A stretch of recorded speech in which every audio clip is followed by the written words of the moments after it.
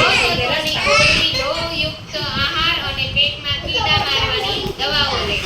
આવું ન થાય, એનિમિયા ન થાય, બાળકોને પેટમાં કીડા ન થાય, એના માટે લોહ તત્વની એની જે ગોળી આપે છે એ લેવી ખૂબ જ જરૂરી છે. પછી ખોરાક કેવો ખાવો જેનાથી આપણે એનિમિયા ન થાય? તો કે લીલા કાંદાવાળા શાકભાજી, ખાટા ફળ, અનાજ, વિવિધ દાળ, અનાજ, ફળો અને સૂકા મેવા તેમજ પશુ સ્ત્રોતવાળા પ્રોટીનયુક્ત ખાદ્ય પદાર્થ ખાવાના. એટલે કે લીલા શાકભાજી ખાવાના અને ખાટા ફ્રૂટ એટલે કે મોસંબી, સંતરા, પપૈયું, કેરી, ઈ બધું જેમાંથી આપણને વિટામિન સી મળે છે એવા બધા ખોરાક ખાવાના. અને અનાજ, કઠોળ લેવું ખૂબ જરૂરી છે જેથી કરીને આપણને એનિમિયા થાય નહીં.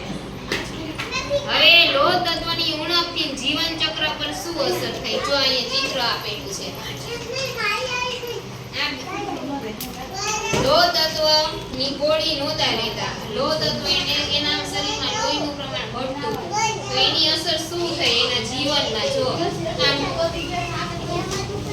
એનિમિક મહિલાની પ્રસૂતિ સમયે વધુ લોહી વહી જવાથી ખૂબ નબળી થઈ જાય છે અને તેનું મોત પણ થાય છે.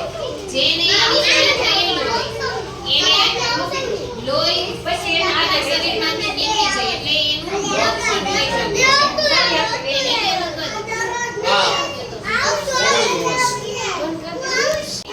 જેના માતાનું એનિમિયા હોય, જે રોગથી પીડાતી હોય માતા, એનું બાળક પણ નબળું આવે. એને શું થાય બાળકને? તો કે માનસિક અને શારીરિક રીતે નબળું આવે. એનો માનસિક વિકાસ થાય અને શારીરિક વિકાસ હોય નહીં. પ્રસૂતિ પછી લોહી વહી જવાને કારણે માતાને એનિમિયા થવાની સંભાવના વધી જાય. જ્યારે તમારે ડિલિવરી થાય, જ્યારે આપણે લોહીનું પ્રમાણ આપણા શરીરમાં ઘટી જાય, તો જે ડોક્ટર લોહ તત્વની ગોળી આપણે 3 મહિના સુધી પીવાની આપે એ ખૂબ જરૂરી છે. કારણ કે આપણા ડિલિવરી સમયે લોહી વધી ગયું હોય છે ઘણું બધું, અને બાળકમાં પણ 3-4 મહિના પછી એનિમિયા થવાની સંભાવના વધી જાય. જો એ લોહ તત્વની તમે ગોળી ન લો ડિલિવરી પછી, તો તમારામાં તો એનિમિયા થાય પણ આપણા બાળકમાં પણ એનિમિયા થવાની શક્યતા વધી જાય. ટૂંકમાં આપણે બધા પૌષ્ટિક આહાર લેવાના, લીલા શાકભાજી ખાવાના અને લોહ તત્વની જે ગોળીઓ આપે એ નિયમિત બધાએ પીવાના.